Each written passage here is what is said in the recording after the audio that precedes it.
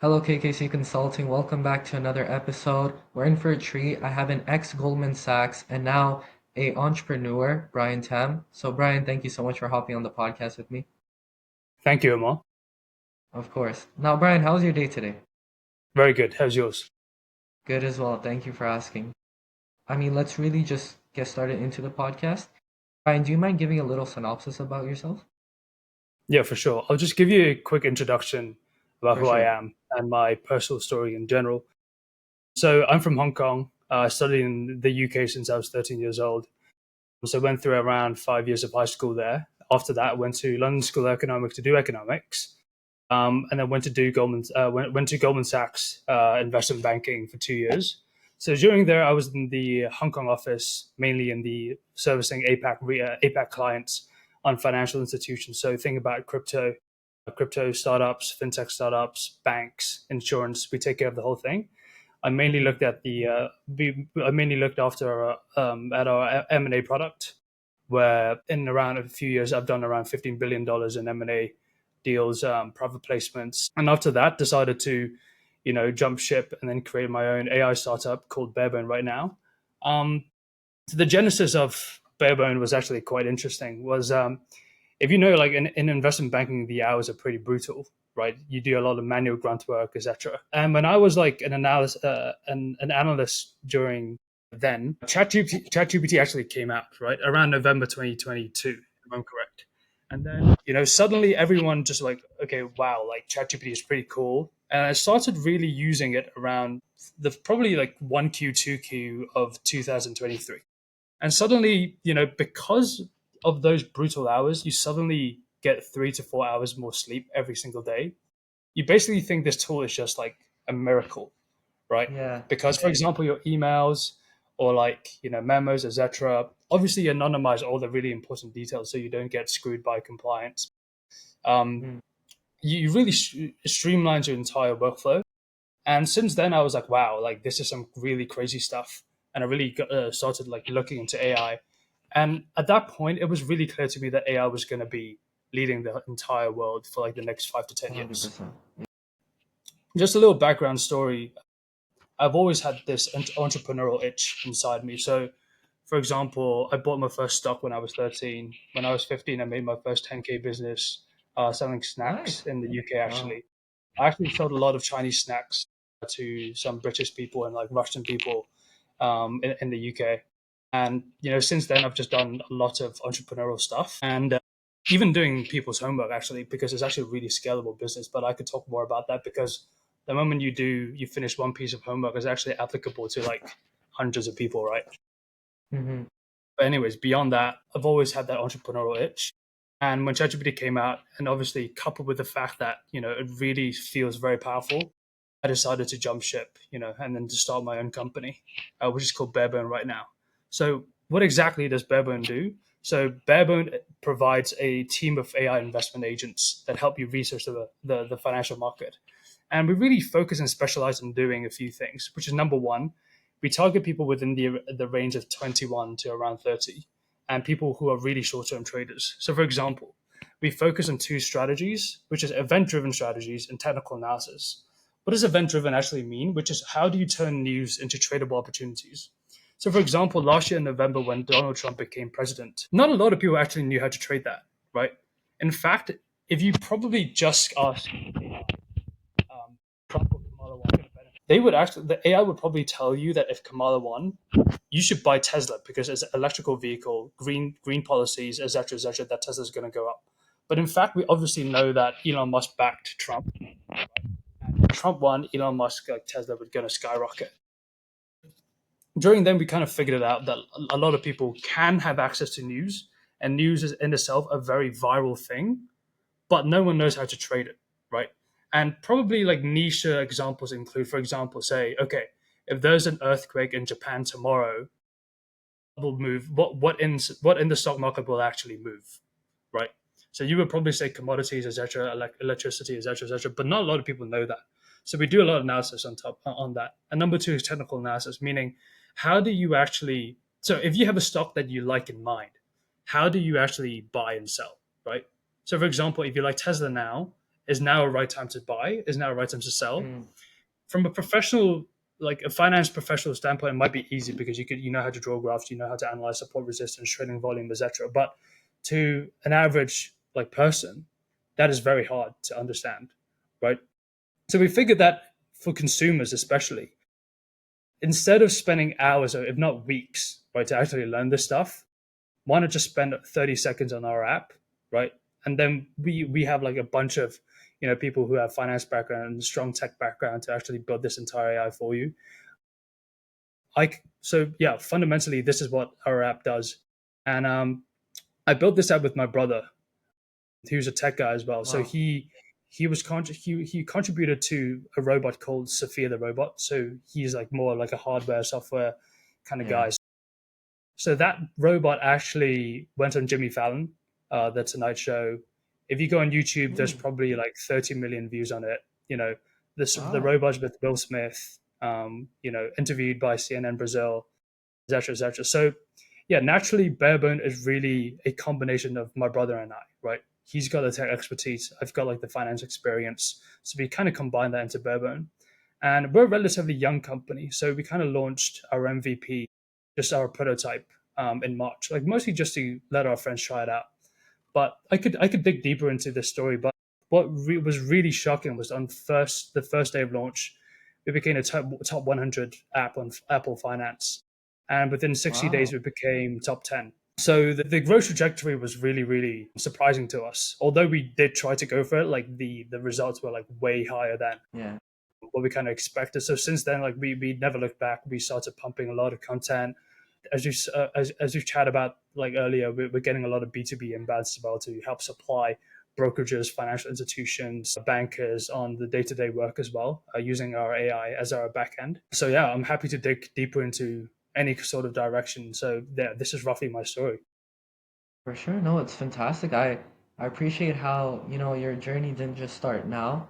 It started from when you were like 13, 15 years old. Because I feel that what a lot of people forget, especially when they're eluded by the whole entrepreneurship sticker, is the fact that, it starts off when you don't make any money or you make really less money when you're working like all these long hours. And there's millions of examples that I could give you regarding this, but I'm glad that, it worked out well for you. But on that note, let's go a little bit backwards to Goldman Sachs. I wanted to touch based on your experience over there. How did making or like managing 15 billion US dollars, what did that teach you? Yeah. So the $15 billion was actually more of an M&A transaction. So what I mean by that is I see, I when a see. company A buys company B, how much was company B? So that was around $15 billion worth of transactions. So I think there are definitely a few things that I really learned, which is obviously when I was back at GS, I was in a relatively junior position, but there are a few things that I kind of took away from it. And I could split it into IQ and EQ actually. I think the most Interesting. important part, especially for all junior positions in these professional services, I'm not just talking about like Goldman Sachs, but like say if you're going to consulting and McKinsey, etc., or Yeah. like you become a lawyer, your ability to number one manage projects, meaning how do you actually talk to clients, talk to external parties, how to actually manage like people around you, right, your colleagues, etc., etc. These are extremely valuable skills that are highly transferable across industries. And what I mean by that is clarity in communication, ability to manage workflows very clearly. These things might seem very simple or like very, like not quite special, right? It seems boring, but this is probably like the only thing that is applicable across like your entire career, because you will always be dealing with people. For example, Mm-hmm. in startups today, right? I need to manage projects with my founder, my brother, and I need to manage, people who I hire or like outsource parties, third parties, etc. So your ability to actually manage like really complicated projects within professional firms like Goldman would directly be transferable to one day you running your own startup, right? So number one, like on the EQ front, really simple stuff, project management. This is very, very important because you'd be Right. surprised by how many people cannot manage projects, cannot have a clear to-do list. that is like kind of like the bare minimum for you to be successful. And I think the moment you hit, for example, Goldman, these kind of project management skills, when you put under like extreme stress, it really refines your skills. That's number one. Number two is obviously connections, right? It's helped me so much. Like GS has definitely helped me so much in terms of, okay, I know a few lawyers through deals. I know buy side, like PE players, VCs. I know sell side. I know like the kind of fintech people that are kind of selling, etc., etc. So these connections are obviously extremely important. So yeah, I can dig deeper into the EQ as well, because I think the last thing, which is the most important thing, is you're dealing with a lot of stress. And the reason is because think about it, it's like I graduated when I was around 21. When I was 21, I was doing an $8 billion M&A, right? Yeah. So for a 21-year-old doing that, you'll be like, wow, like that kind of freaks you out a little bit. So you need to be always telling yourself to keep calm, right? Hmm. You need to understand that you have pretty much no experience, especially when I first started out. And in fact, up to today, you will never have enough experience or enough knowledge at all. So you kind of really need to be comfortable that going into pretty much any situation, you're probably not the smartest in the room, or you probably don't know as much. But what you can be the best at is you can learn as quick as possible and you can work as hard as possible, right? So I think the ability to adapt, curiosity, etc., these are things that in physics you could probably categorize that as acceleration, right? Whereas if you just come in with a ton of knowledge but you're not willing to learn, you're just going to get beaten by someone who has no knowledge but is extremely willing to learn at high speeds and work really, really hard. So I think that's like the main takeaway: dealing with stress, curiosity, project management. And on the IQ front, it was very intellectually challenging, but at the same time, there's not a lot of stuff that's highly transferable, right? So, for example, a lot of people think if you go into investment banking, then I will become a really good investor. I think that's a common myth, right? Like you go to investment banking and then you want to go to private equity or like hedge funds. Well, the thing is, like, if you go into investment banking, you're not going to become Warren Buffett, right? What it what it would give you is really strong accounting skills, right? Hmm. And again, the EQ stuff is very important now because let's say if you go to private equity, that is pretty much an investing job plus an investment banking job slash project management. After you buy a company, you kind of need to maintain it, and then you need to sell it one day. And when you sell it, you kind of need to work with investment banks. So it's kind of like the whole thing over and over again, right? It's a cycle. Yeah, exactly. It's a cycle. So on the IQ front, I think again, the IQ stuff is you can't separate the IQ stuff and the EQ stuff because as a 21-year-old going into Goldman Sachs, you would know like you know absolutely nothing. Like you think you're like really good at maths or like really good at financial modeling. Like no, you're not, right? So that curiosity, that ability to learn quick and under high stress is actually the most important part. So yeah, that's mostly my takeaways from Goldman. What led you to being interested in finance and especially GS? Yeah, absolutely. So I think like the honest answer is that since a pretty young age, as I said, I've had that entrepreneurial itch. So I was basically optimizing my first career move as how do I, accelerate myself so that I could start my own business as soon as possible. I see.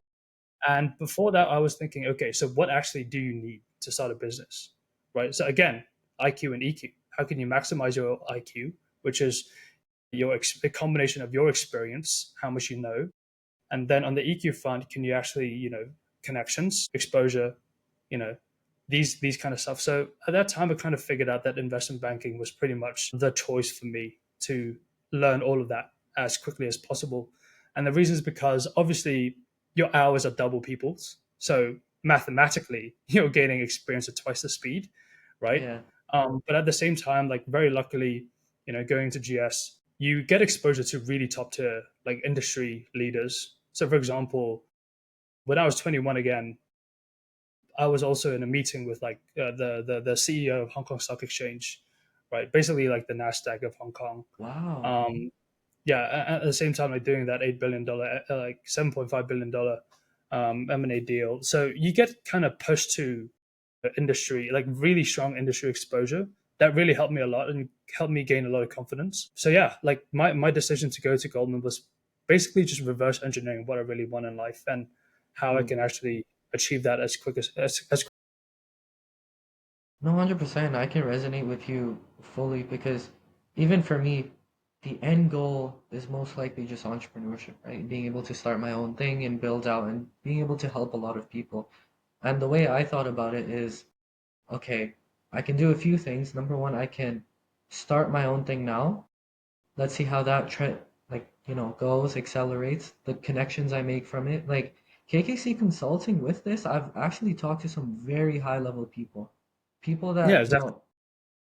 an average 17 or 18-year-old wouldn't like ever even talk to. It's fantastic. And the amount of lessons that I learned, like the way I phrase it is, sure it's a podcast, but at the end of the day, I'm just recording me learning from the other person.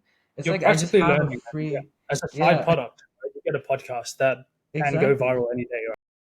Yeah, Exactly. I Like think, that's, yeah, I think that's exactly what I was talking about, like mhm, probably before the podcast, which is we're really living in an age of permissionless productivity and mhm, permissionless leverage. This is a term coined by a person called Naval Ravikant, who is the founder of AngelList. He's basically like a really big deal in Silicon Valley, and he does a lot of angel investments. And I think this is like something really valuable for, especially for the audiences, because if you think about who has been the most successful people throughout centuries, it's always people who have the most resources. That's how you can define kind of leverage. Leverage means a low marginal cost of reproduction. Meaning, if I mhm, want to create something of another copy of the same thing, it's very low. So, for example, centuries ago, we have emperors, kings. The resources they have mostly is humans, right? But right. if you have 100,000 humans, you are very powerful. You can go dominate different countries. You can do whatever you want. It's very interesting because now, like, if you look back into business in general, in the 70s, 80s, 90s, people who probably made the most money are people in private equity, right?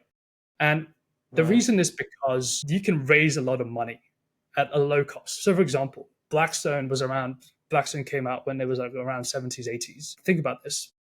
That person probably, like Steve Schwarzman, who's like the CEO slash founder, probably put in a few million himself. But he got like hundreds of millions, actually $1 billion in his first fund, I think. Wow. And the moment you have that, you have leverage, right? Because the cost of creating another dollar to you is actually kind of similar when you're raising cash, right? The effort is kind of the same. Whether you're asking for $100, $1,000, or 1 million, or 100 million, it's not that far off. But the moment you have that, you have a tremendous amount of resources to deploy. And because once you have that $1 billion cash, you obviously don't just deploy $1 billion, right?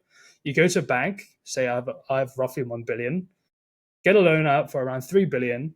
Now you have 4 billion to deploy, and then you use that 4 billion and you make some investments. Even if it's roughly like just 10%, 400 million, that's like a 10% return on your borrowed capital. That 40 million on your 100, but your 400 million on the 1 billion that you have is actually a 40% return already. So naturally, like the leverage is very high. But what's really interesting is that that capital requires permission, meaning you need someone to Mm, approve so that you get it, right? So it's still really hard for people to actually get access to these kind of resources. But today, we are completely different. You now have two things that are permissionless, meaning no one needs to grant you any permission for you to scale up massively. Number one, you have code. Before AI, you can code whatever you want. Still, software is really cheap. So the moment you have, say, a WhatsApp app, if you want to clone it, it's literally copy and paste. The marginal yeah. cost is zero. That means if you have software that scales, it could immediately scale to millions, if not billions of people. Think about Facebook. What actually is the marginal cost of reproduction? It's close to nothing. It's like a few cents extra in server costs. So naturally, software is extremely powerful. The second thing we have today, which is why I'm really bullish on Gen Z people, is social media, because the marginal cost of reproducing one video is close to zero. You can make a Mhm, podcast now, right? A long form video, and then you can cut it into 10 short form videos, and you could post your podcast to Spotify, YouTube, Apple Music. You can post your short form to Twitter, LinkedIn, Instagram, TikTok, etc., etc. But you have 10 of them, and then through the short form you can create threads as well, which could become articles, right? Could become written content, and then you could probably have your own Substack. You can post on Twitter as well as a long form. You can post on LinkedIn, etc., etc. So actually, Amar, what you're doing is actually really interesting because you're actually maximizing your leverage here. You just need to make Yeah. sure that all the content, flows from podcasts everywhere, and you keep posting it. And Hmm. obviously, these can be posted on so many different platforms. The marginal cost of reproduction is very low, but we are living in an age that's unprecedented. Like, it's only in the past 5 to 10 years where you have permissionless code to create a product and permissionless distribution, which is social media, which means anyone really today with the correct mindset can scale up to people like Blackstone because it's permissionless. So imagine the situation where you have code, you have social media, and you raise funds, and you have humans. Then you're truly, truly leveraged, and you're on the cusp of doing like really, really tremendous things. So that's why I'm like really, really bullish about this generation in general, and that I think not enough people understand this, right? Because a lot of people Yeah. are still thinking about like really traditional careers, which is Hmm. fine. It's really good for you for training, but there's so much more that you could do today because so many powerful things are really permissionless. No, I agree with Yep. that. And even like I mentioned earlier, the web app that we're trying to build out. And it's very interesting because at first when, when you're building out an app, you have to say, okay, I have to somehow pay for the engineers, I have to pay for the code, the Cloudflare, the servers, everything. But what I actually ended up doing was I hired a bunch of free interns. I got a bunch of my friends to come on, and we had a team of, I think, 4 people working on the website, 4 people working on the web app, like KKC Classroom. And now we have like a product that's going to be releasing on September 15th. And I still, number one, I'm not like a very technical guy when it comes to code. That's number one. Number two, we have something and it came completely for free, right? Like I didn't, the only part that I paid for was the domain, kkcclassroom.com. The only thing that I paid for. And maybe like, the sweater that says KKC Classroom. Apart from that, I haven't spent a single dime on any servers, Cloudflare, anything, hiring people, deploying the app, nothing at all. Because nowadays it's so much easier to do so. And I also have like a fantastic CTO working with me. So he's handling all the tech stuff, but it's just crazy when you think about it that like an 18-year-old with the use of AI, ChatGPT, and like GPT-5's out now, you could create an entire application by hiring a bunch of free interns and just getting a CTO who knows what he's talking about. Like it's crazy when you really think. If you told me this like 2 years ago, like, yo, Amar, you're gonna be able to make a podcast with 500K plus views on cross platform and then create an app, right? Out of it, no, I'm a business student, I don't know how to code, right? But it's just crazy when you really think about the power and leverage of permissionless activities and asking. Yeah, exactly. Totally agree. But now, moving on, let's tap more into Barebone AI, right? I wanted to ask you, I believe little hints of this really did come up, but what really got you interested in, using AI for that problem? Yeah. It's kind of like a personal story as well. So obviously, like the genesis is when I through GS I realized like financial workflows can actually be powered by AI. But what really struck home for me was my brother and I are actually active traders, right? So we invest a lot of our own money. But we got really, really annoyed when a lot of market moving events came out, and we just kind of missed out, Yeah. and we just didn't really know like where exactly to trade because the standard workflow for investors is like, okay, maybe I see some news, right? Then I need to really figure out in my head what kind of industries would get impacted. And then after I figure out what kind of industries, I need to figure out what kind of companies would get impacted within those industries. But if you think about this, my logic for that every single time is the same. I'm not really reinventing the logic here. It's kind of the same thing. So why can't I code something to actually make that work? So obviously before the AI era, it's very hard for you to do that, right? You need to be like a real quant. You need to really dig deep into like the industry metrics and like how stocks are moving, et cetera, et cetera. But a lot of stuff these days is not just quant driven because it's also social media driven, especially for like the market moving stuff. So that is why we kind of figured out, okay, we do want a tool for ourselves to actually, be a better trader. And what's really interesting was like when we started Barebone, we didn't 100% think that it's going to actually become a company.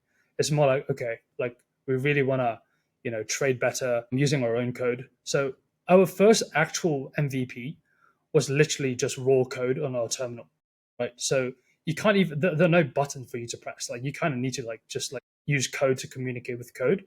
Um, but we actually showed quite a few of our friends who are also like, really into trading, and then they were like, wow, like this is actually really cool, because I would send like these outputs and I would send them on like, sorry, the outputs from the AI, and then send it over to WhatsApp to them. But obviously they can't like really like make it work because they don't really code. So we were like, okay, why don't we make like a simple app to let our friends use it? But throughout that journey, we realized, okay, like this could actually be a really solid company because of the demand that we're getting.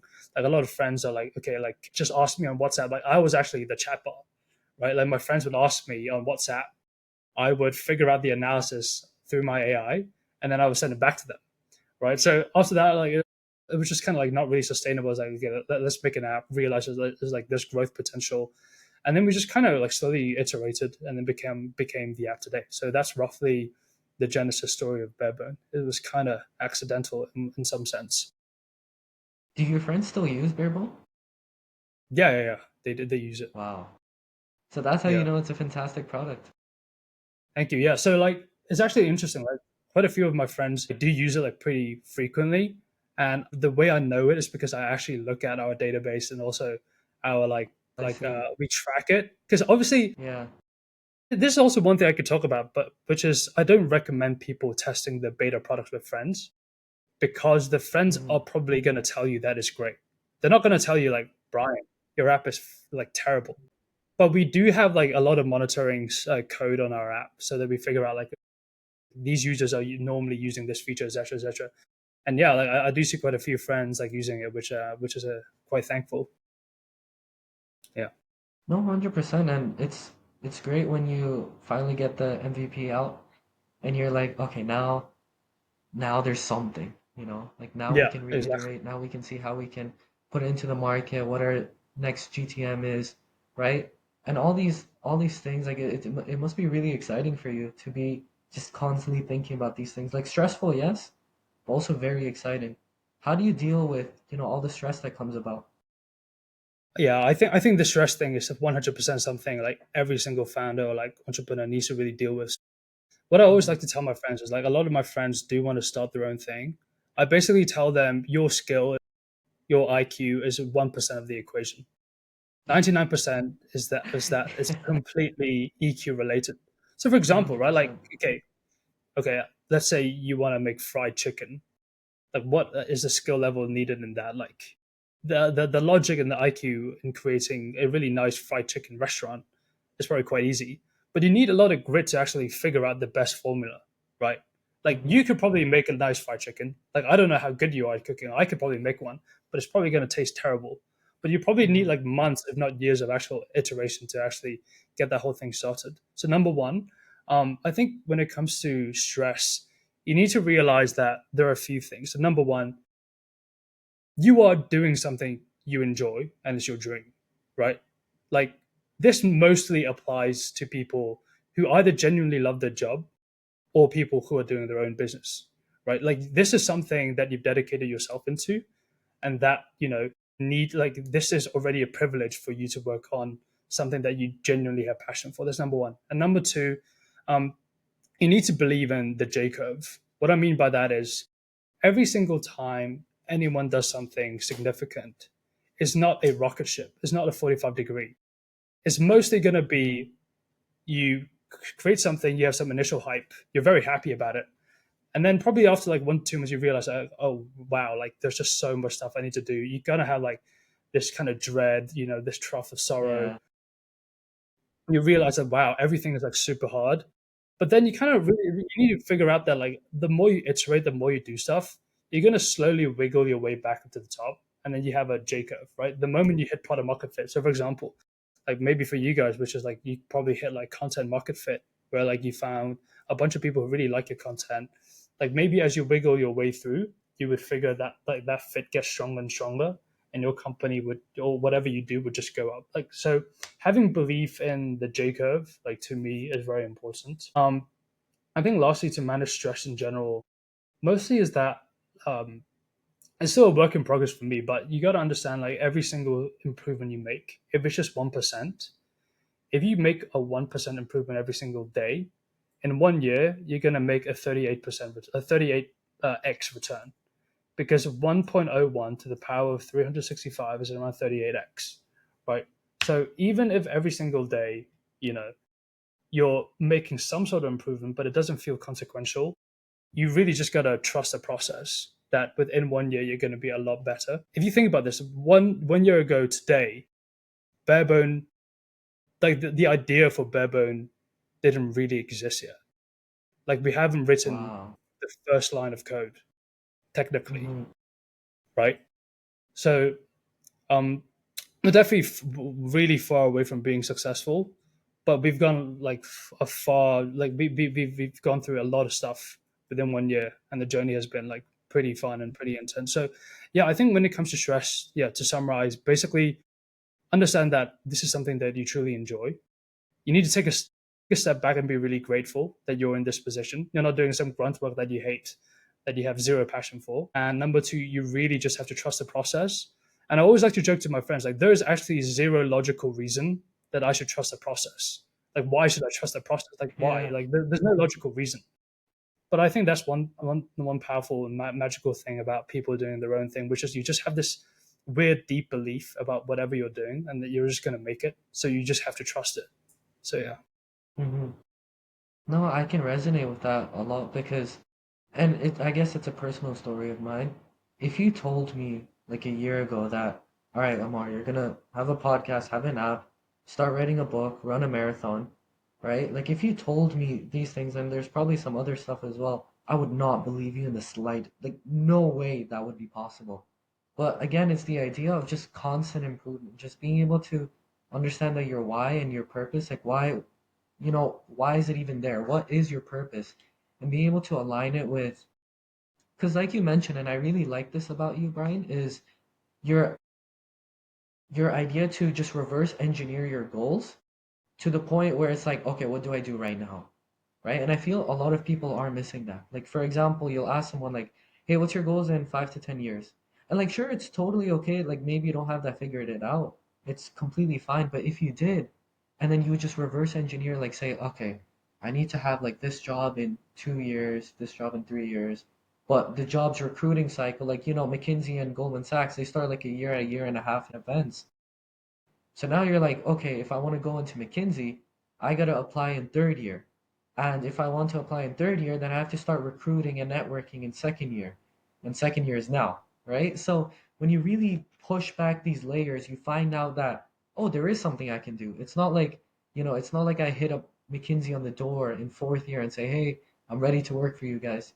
It's like a constant reiteration of everything, even for Big Four, Tier Two, whatever the consulting firms are, and especially in finance, there's always something you can start now, and then in the future, the people you meet, the CEOs you talk to, the strategies you give, it's only going to help yourself and like, to maximize shareholders' value. Yeah, I definitely agree with that. But I think another thing to also figure out is I think sometimes, people, at least like from my own experience, like when I was like 18, 19, you kind of put so much pressure on yourself to actually figure out your life. Right. Basically from your perspective, you're like, okay, wow, like in 4 years I want to work for this like ABC company, and like in 2 years I need to do this, do that. But in hindsight, what I've kind of figured out is the easier way to do this is figure out what you genuinely really want to do. Like what do you actually enjoy in general? I'm not saying that like you need to figure out like which job I actually really want, but just something that I really enjoy doing. Like what actually, like, so one question I would normally ask like people around like your age, or like I actually use that question a lot myself when I was like around your age, which is, if suddenly you were financially free, like what would you be doing now? Because that Hmm. removes the money out of the equation into what you really want in life. And most of the time, if you figure out what you really like doing and you're really good at that, it's very natural for you to make a lot of money or be really successful out of it. right? And the reason is because things do compound. So I'll just give you like a really weird example. If you really genuinely like picking up garbage, like really like doing that, and you just do that every single day, you would have like a massive garbage company and you would still be rich, right? I mean, like, look Yeah. at the stock, like ticker, right? Waste management. They quite literally only pick trash, right? They're so huge. So the most important part is actually to figure out, like, if you put aside money, what really drives you? Because if you're purely motivated by success or money, your journey is not gonna be long, and you're not gonna compound, and you're not gonna be great at anything. And being mediocre at anything means that you won't be successful and you won't have money. So it's kind of like counterintuitive in that sense. And number two is the moment you figure out those things, the next question people would normally have in their heads would be, wow, this is kind of impossible, anyways, right? Like, it's so hard, like, I'm going to fail. So the second question you need to ask yourself is, if you can't fail, what are you going to do, right? Mm-hmm. Because the thing is, like, you only fail if you really give up, right? If you Mm-hmm. keep on going, you can pivot, you can change lanes. But if you don't give up, you're not really failing. It's actually very hard for you to fail without you quitting. Like, it really Yeah. is really hard, right? Yeah. So the moment you answer these two questions and you combine them and you find what's like mutual, like what's common, you kind of do figure out roughly what your like purpose, not really your purpose. I don't want to get too deep, but like roughly what you should focus on and be really really good at that, and then you can become successful. Yeah, No, that's fair. And I remember when I was 9 years old, and just for context, I hate Bollywood movies. I despise them. But my parents put one on, and I remember I was sitting on the couch, and this specific movie, like Three Idiots, I was just listening to it a like from great one movie. ear. Oh, you watched it? Yeah, yeah, yeah. Yeah, so I was watching it, and I don't know if you remember, but there's this one specific quote where at the end of it they say, "Never chase after money, chase after excellence, because when you chase after excellence, money chases after you." Like, of course, it Yeah, was in Urdu, but when you had the English translation, and like it was so yeah, cool where the dude with glasses, I believe his name was Chatur, when like he met, the main protagonist, like the entire way that it was put out and the lessons you take from that message itself, like it's really interesting and it's something to really keep in mind. But I appreciate you for sharing that advice as well. yeah. It's I think great it's to. definitely true. Like, I think another thing's like I have again no logic to back up any of this, no evidence. But I do feel if you genuinely put your heart into doing something that you really, really want, the universe is Mhm. naturally going to help you out in achieving Yeah. that. Like this Mhm. sounds like absolute garbage, but I really do think if you really put your heart into it, things do really come like suddenly to help you out. But Mhm. but the prerequisite is that you really want it. So I can give you like a little bit of my personal experience, which is like in Barebone. Obviously, my brother and I really, really wanted it to succeed, and out of nowhere, like these B2B clients were just randomly inbound, or like Yeah. social media views on the first, like our launch video with zero marketing budget. We used like 3 hours to make the video approximately, blew out 500K views in one day, Yeah, I right? saw it was Which is massive. Yeah. like these things like we did not like we did engineer it to go viral, but at the same time there's no way you can make a guarantee that it'll succeed. But my gut feeling is that whenever you're doing something that you're truly enjoying and you really want it to succeed, like you got to believe there's something weird in the universe is actually going to help you out. Yeah, No, definitely.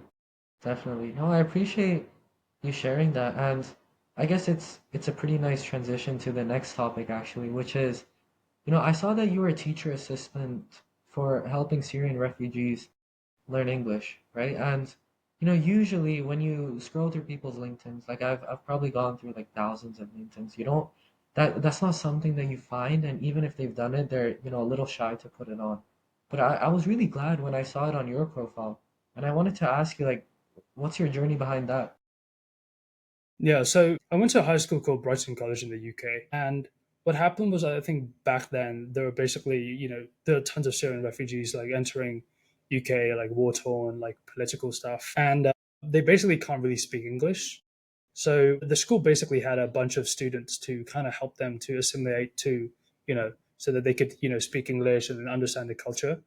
And the reason why I did that was I just felt really bad for these kind of people because I think, for example, people in your university generally are from like fairly privileged backgrounds. What I mean is like it's not necessarily like that your parents are rich, like you're born with a silver spoon, but you have access to education, you have access to health, you have decent money, right? You have fresh air, you have food, but you got to understand a lot of people in this world like really do not have that. Hunger, Yeah, yeah, starvation, yeah. war-torn countries. So I think whenever you're in a position to help, you should just kind of help people. It doesn't really cost you much. And selfishly speaking as well, like helping people who are like genuinely desperate in need does make you feel a lot better. And you kind of really Yeah. become really grateful about your life in general because, okay, again, take the case of an 18-year-old. Oh my God, I can't get McKinsey as an internship. You get so sad about it. But you realize that that is absolutely nothing in comparison to people in like wars and in poverty. So yeah, that was like an experience that I realized like I really wanted to help these people. So Mm. yeah, I just helped these refugees out. No, I appreciate you for doing it. And like I recently was in Pakistan and it's absolutely when you see the difference. Like usually I would go when I was younger, like 16, 14, you don't really understand these things, right? You take it for granted. But when I went this time, and like kind of with an adult mindset, I'm going there and there's people who are, 100 rupees, which is approximately like 50 Canadian cents, right? And even less when you compare it to US dollars.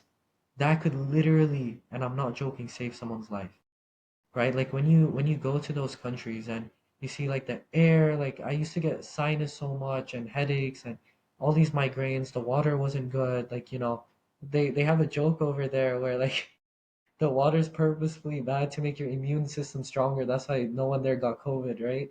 But Yeah. like all of those things in mind, like, how the roads are. I learned how to drive in Pakistan actually.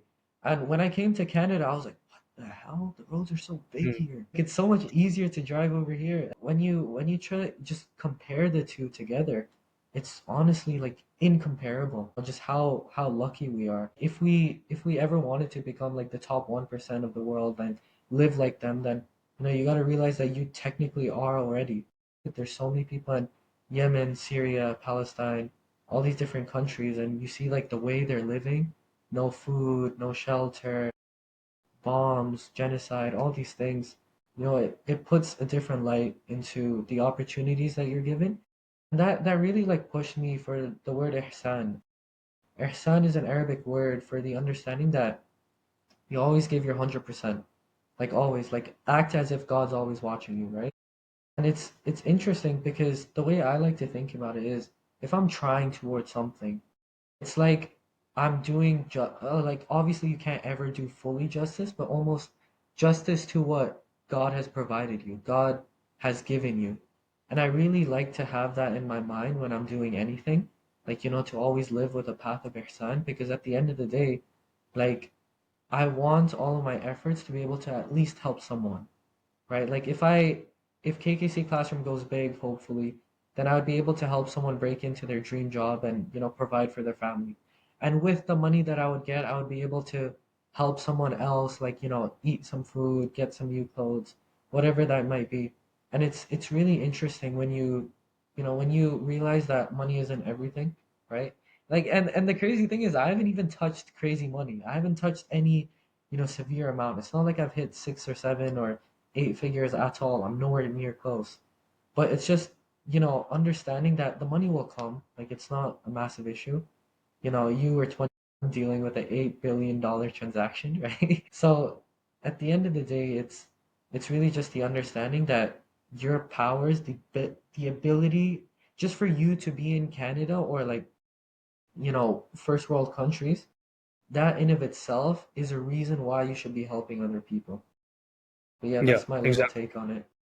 Yeah, I do think in general, like people, I think probably in like really good universities, like really put the career like at the core and center of everything they do. But which I totally understand, and it's probably very hard to change that. But it's also really important to you know understand that what it means to be kind of like human as well. right? Like, for example, the things you talked about, like helping people, things like that. These are like the core and probably things that are like actually in the long run, that's going to be generating the most satisfaction for your life in general as well. So yeah, I definitely agree with you.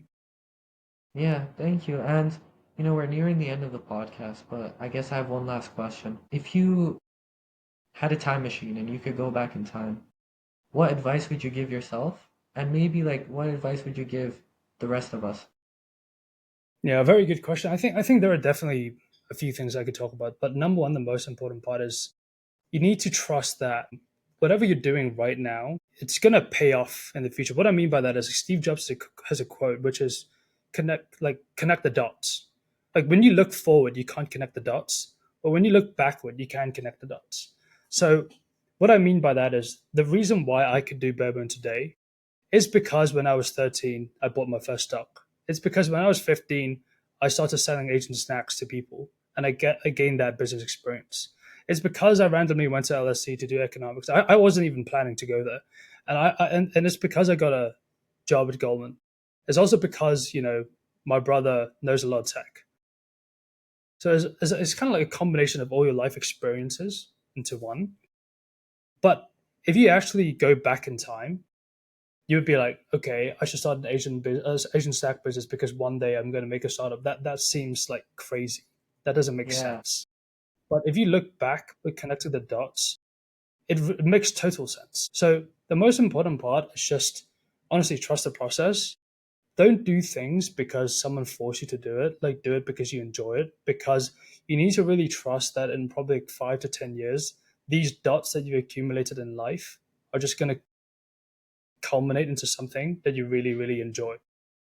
I think people who are really depressed in life, these people could be people who are hyper successful, but they're just depressed in life because they probably, went through every stage of life, thinking about how to optimize it, or thinking about what is the societal norm, then what should I like achieve so that in combination I could achieve my life goal.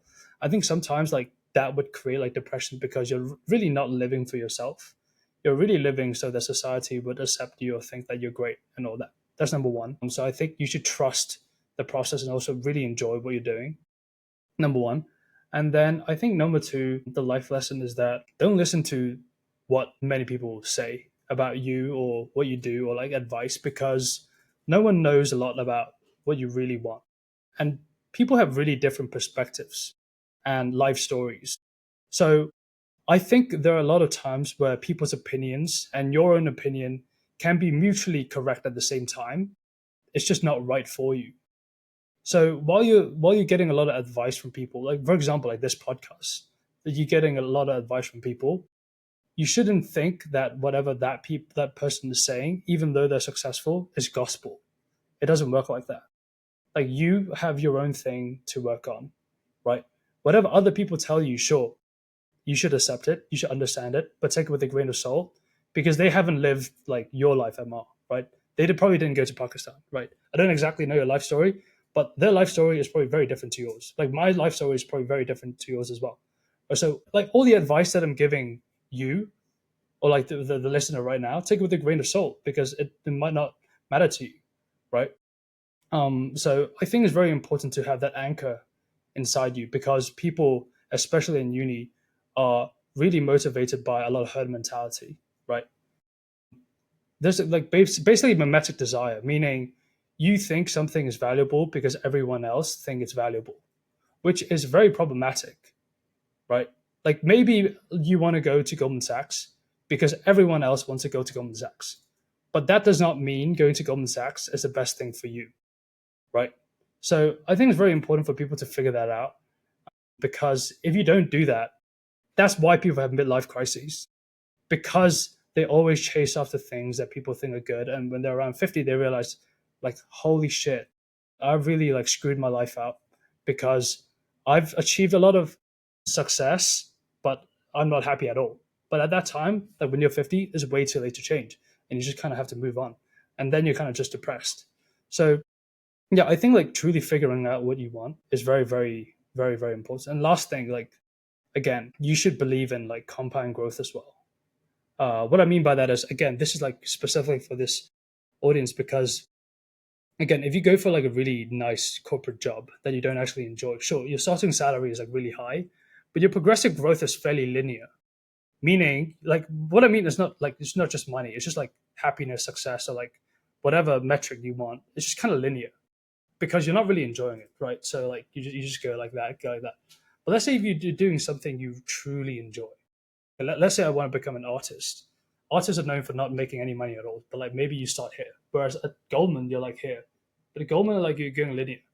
But for artists, because you're really enjoying what you do, you actually compound. Maybe in 5 years you're still behind the Goldman guy, but suddenly in like year 10, you're just suddenly like rocketing up, right? Because you keep compounding, keep compounding, keep compounding. And not only are you financially successful, you are also like spiritually successful as well. Like you're pretty happy with your life in general, in general. So again, like I think for young people in general, really try and reduce mimetic desire and also herd mentality. Truly figure out what you want and double down on that. And if people tell you it's stupid to focus on that, you need to make sure that you truly believe in what you're doing, anchor yourself in your belief, and just let time do its magic and let compound interest do its magic. And after 10 to 20 years, like you will come out as a completely different person and you'll be very happy and successful. And that's fantastic advice. I appreciate that, and I appreciate your insights on the podcast as well. It's almost like a therapeutic session for me as well. And I was just going through the entire journey, both corporate and just entrepreneurship, even personal. So thank you very much, Brian, for coming on this podcast.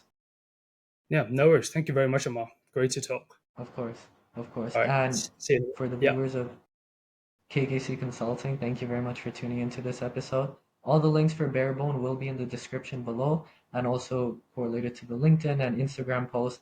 So please feel free to go check that out as well. Thank you very much. Awesome. See you guys in a bit.